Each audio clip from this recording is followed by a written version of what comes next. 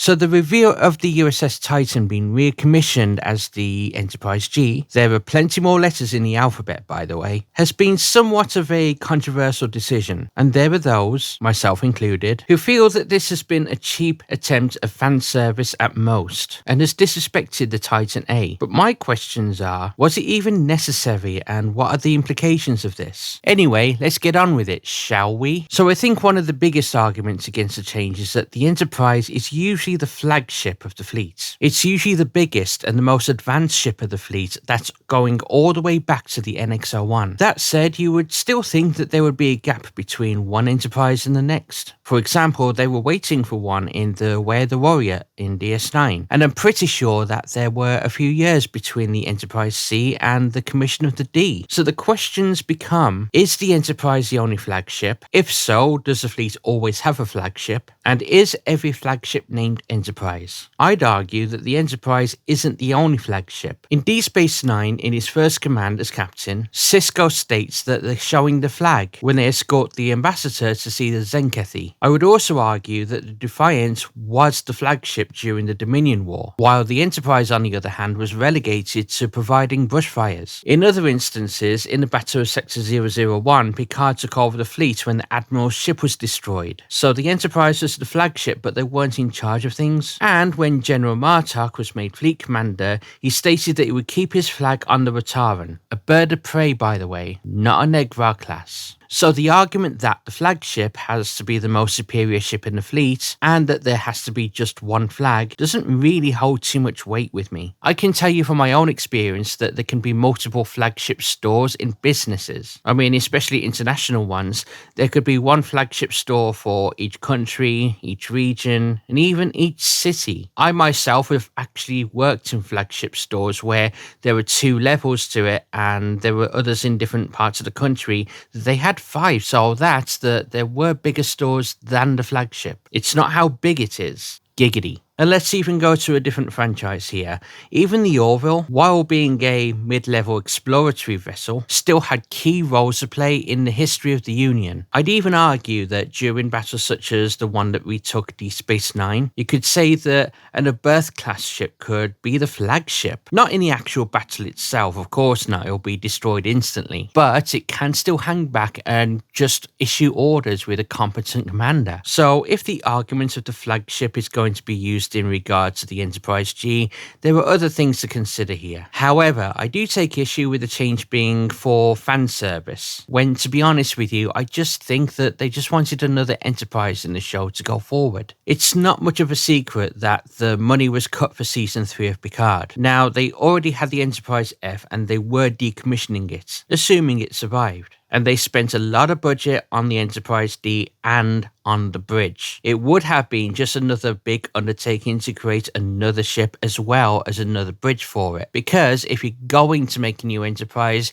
you're going to want a new bridge. It just wasn't going to happen. The easiest thing for them to do from a budgetary standpoint is just to rename the Titan, especially if they wanted another Enterprise. That said, why was the name change even necessary? Granted, it's not uncommon for a starship to be recommissioned with a different name. I mean, the Enterprise A used to be the USS Yorktown. The second USS Defiant in Deep Space Nine was the USS Sao Paulo. Okay, not much was really known about the previous ships, if anything, so we can assume to a point that both of them were ready to be either scrapped themselves, or on the flip side, they were newly commissioned without a crew. So, in Star Trek The Final Frontier, Scotty was having a nightmare bringing the new ship up to specs, and in the new Defiance, outside of having newly modified shields to combat the Breen, there were a ton of issues with it that they had to fix along the way before they went into the big battle of the series. For example, the helm was feeling a bit sluggish. My point is that those ships were, as far as we knew, vacant and ready to be staffed. The Titan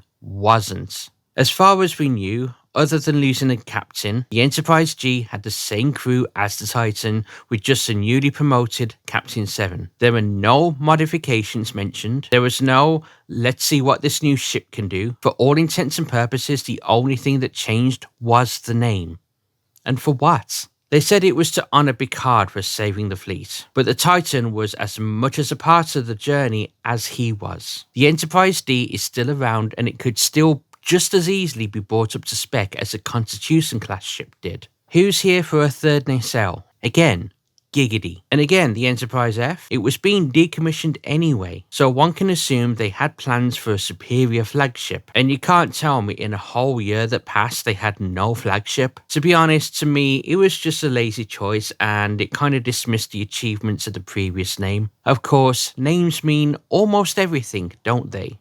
Right? But okay, for the sake of argument, let's just say that there was a rebranding in order. Picard wasn't going to captain the Enterprise G, nor was Riker, so the Enterprise G didn't make much sense for that standpoint. If it was me, I would have named it either the USS Shaw, the Picard, if of course they were still honouring him, or as it was the setting for a new show, the USS Legacy. That said, if we were going to honour the crew and still kept the surprise at the end, Picard's shuttle could have flew by a lesser ship, maybe a Miranda class or something, and then they could have made the big reveal for the USS Titan. Who knows, maybe with a few surprises on it. From what I can see from my small corner of the interwebs, and thanks to everyone for voting by the way, it really is appreciated. It seems that most fans, and I've seen this from other channels as well, they wanted to just keep the Titan A, so why didn't they? Don't get me wrong, Picard Season 3 was a gift, and I could see that the intent was there to give the fans something special with this. It just didn't land the way they thought it would, which is fine. Outside of this channel,